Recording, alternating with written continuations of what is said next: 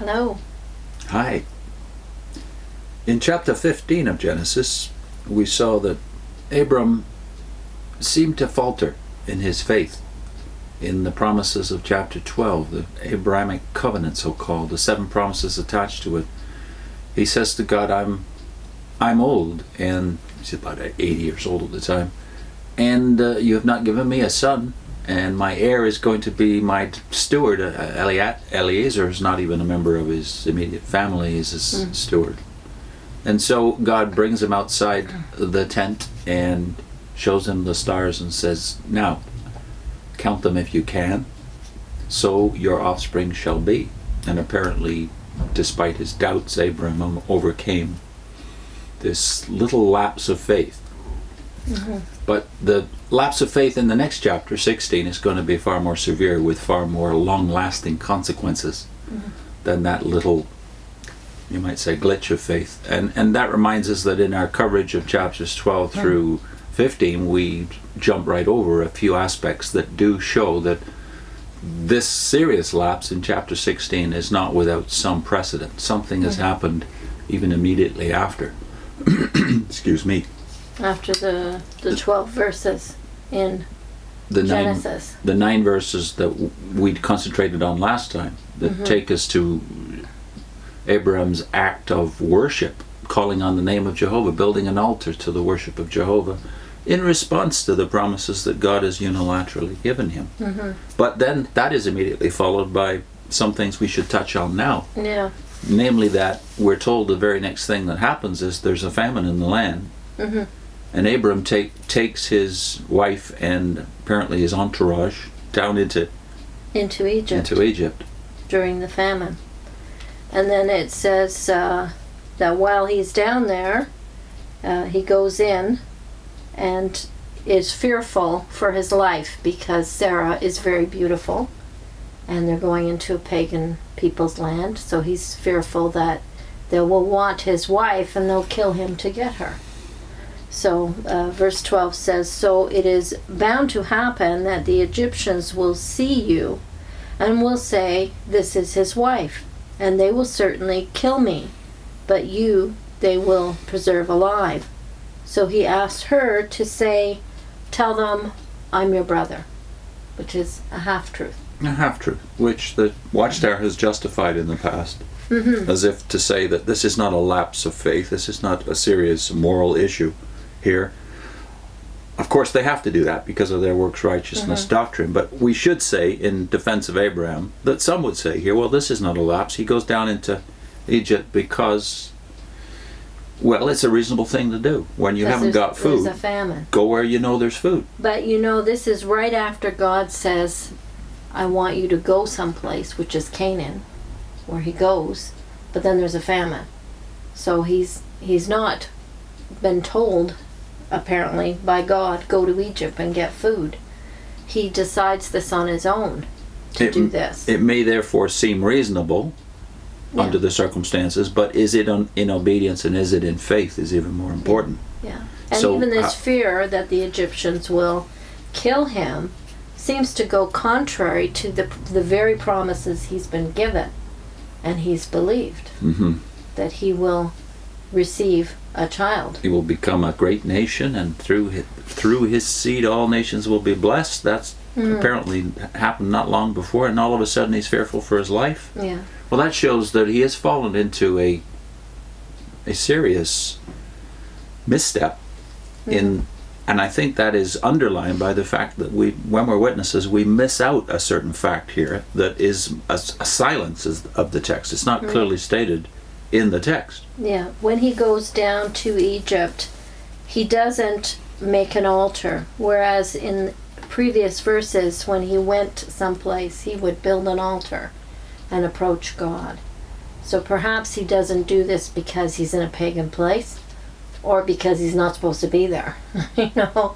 But what is interesting is that God is with Abram and has made promises to him, and yet he can falter. He can falter in his faith. I think we often have this picture of the people of faith in the Bible never making any missteps, never making mistakes, never going the wrong direction, or use the reasoning as the basis for the decisions, as excusing them. I think the fact that he doesn't build an altar in Egypt and doesn't call on the name of the Lord, but does that immediately when he gets back to the promised land, is something you might completely miss when you're in the watchtower. It's as if he's admitting consciously that he's out of step with God. He's he's in a lapsed state of faith. And that brings us to maybe one little detail that we shouldn't omit to mention from chapter 12 that carries us into the story of chapter 16. Okay. What's that verse that we would have missed as witnesses? Verse 16? Was that the one? Yeah. Oh, yes. Verse 16, it says, "And he treated Abram well on her account, and he came to have sheep and cattle and asses and men servants and maid servants and she-asses and camels." That's from the New World Translation. And in the NIV, it says, verse 16, "He treated Abram well for her sake, and Abram acquired sheep and cattle, male and female donkeys, men servants and maid servants and camels." That is a gift from the Pharaoh once he finds out she's really his wife and he wants to protect himself. He says, "Get out of here," and he gives him even gifts.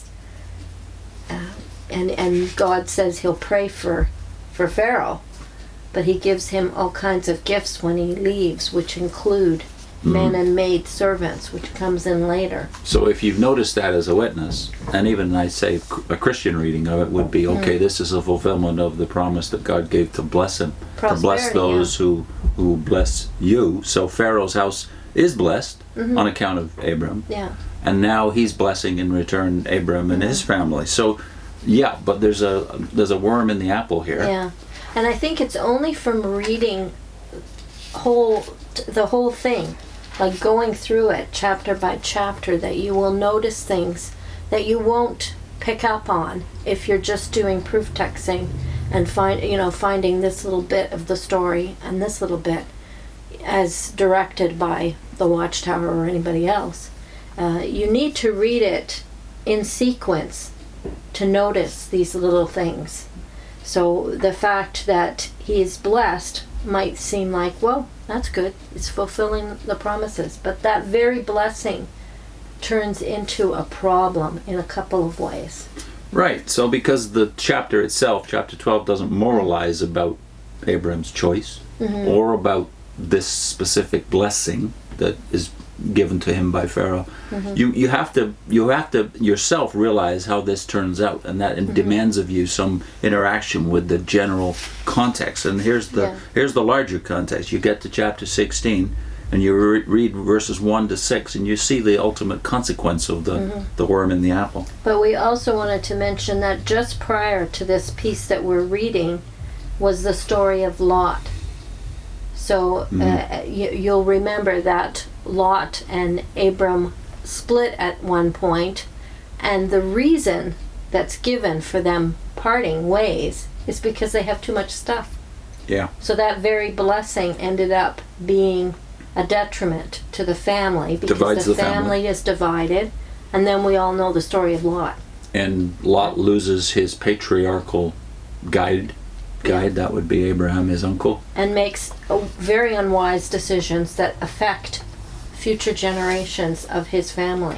The desire of his eyes. He goes after what looks to him like a reasonable choice. The land that looked like the Garden of Eden, it calls it in chapter 13. So there's another thing you might not notice that affects the narrative later, several chapters later, and changes the destiny of people forever. Yeah. So when you get to chapter 16, long-term consequences.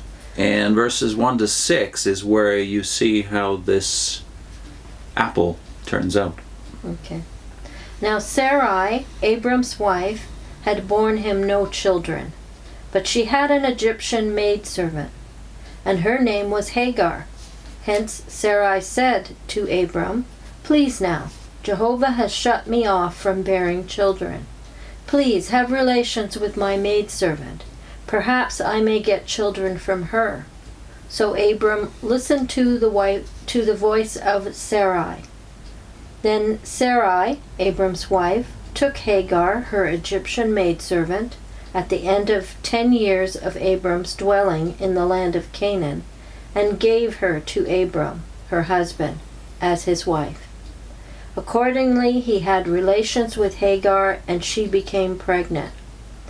When she became aware that she was pregnant, then her mistress began to be despised in her eyes. At this, Sarai said to Abram, "The violence done to me be upon you.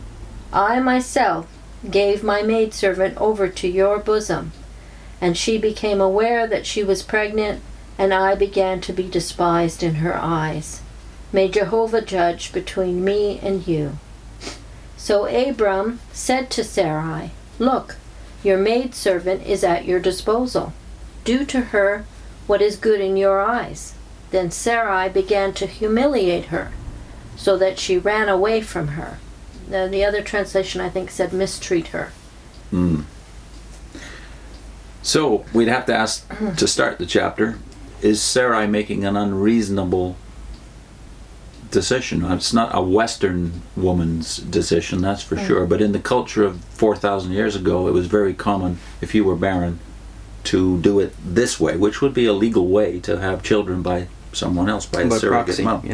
Yeah, a surrogate mom, basically, but the child is yours.